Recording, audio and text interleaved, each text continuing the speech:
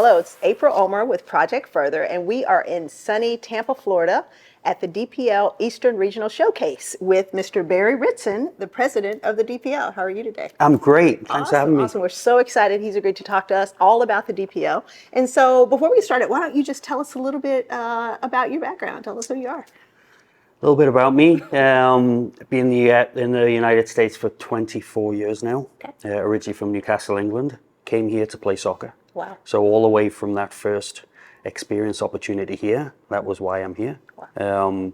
Started coaching 21 years ago.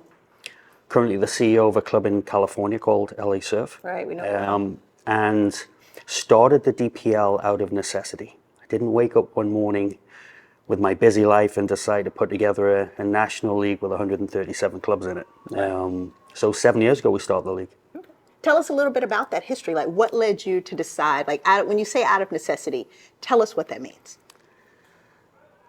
I think the US as a country is growing in the sport, and US soccer took a really important decision to give young female athletes the same opportunity that young boys had by building the US Soccer Development Academy.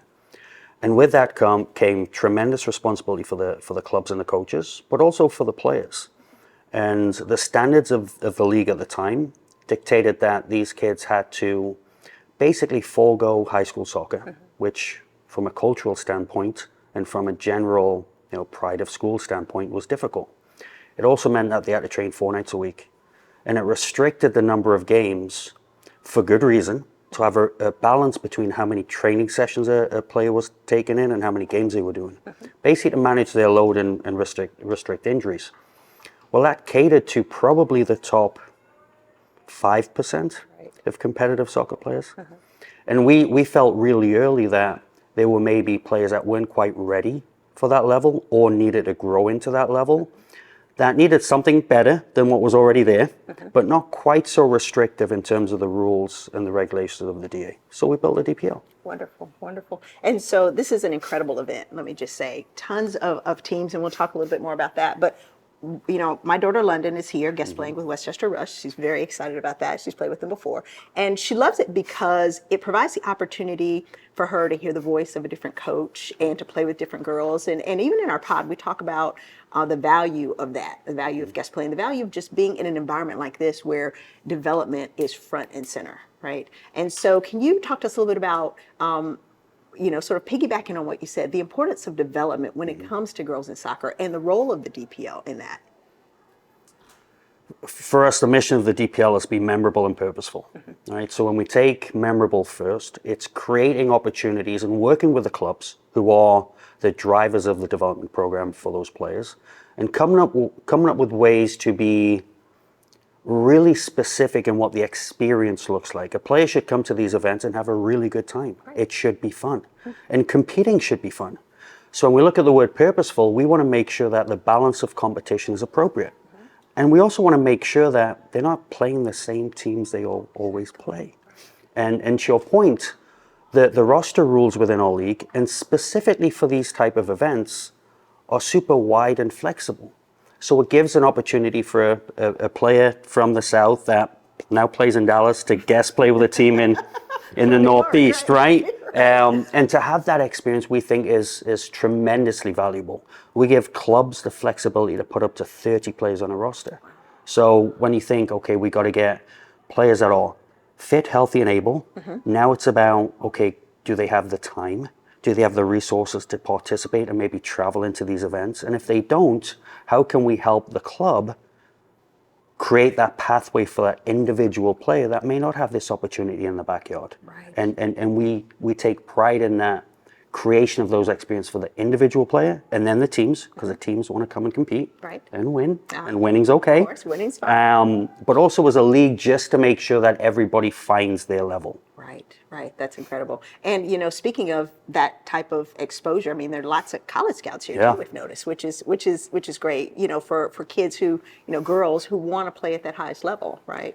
And so once again, being in this environment that is so supportive and that is so fun, and giving girls this exposure, not just to soccer in general, but different clubs and this sort of exciting type of environment, and to have college coaches here who are able to see them in this environment is just sort of icing on the cake. So I think that's amazing as well. It's awesome. I mean, we held a college ID camp the night before, and we had 140 kids. That came out early, by the way. Wow, yeah. It's basically still in their holiday break. Came out early. We got 11 college coaches that came to evaluate the players before the event, and many of the college coaches have stayed and have started to track those individual players. And this weekend's tough. It's tough because it's family. It's right after New Year. Kids are going back to school. But for the college coaches, it's a really good window, because for the Division 2s and Division 3s, this gives them a really good glimpse of what could be next. Right. And their seasons are finished. And now it's like, okay, they've took stock of what they need, the type of player that they would be looking for. Right. And this is the first event of the year. Yeah. So we kind of get in first, get in early. They start the recruiting period with us. And it's Florida in January, and it's sunshine, and Right. it's awesome. What's not to love? Right? 100%. Yeah. It's so cool. And the level of play here has just been amazing. We got here early. My daughter doesn't play till a little bit later, but she wanted to come and watch some other teams play. The level of play has been great, just watching the girls. I mean, their intensity is there, Yeah. lots of good skill. So we've been really impressed, too, with the teams that are here. So kudos to you and the DPL for sure. We want games that are competitive, right? And that goes for the top teams playing against each other all the way down the brackets. One thing that we did was we implemented a super group where clubs basically said, hey, my team's really good.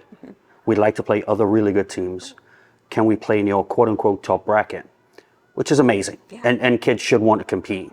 Then we thought, okay, well, if this is quote-unquote the best teams, why not give them something additional to play for? Right. So now in a showcase like this, the top team in that supergroup will fight for a trophy, which is important. Right. But it also gives them a berth at the nationals. So all the way in January, you're going to Minneapolis in June.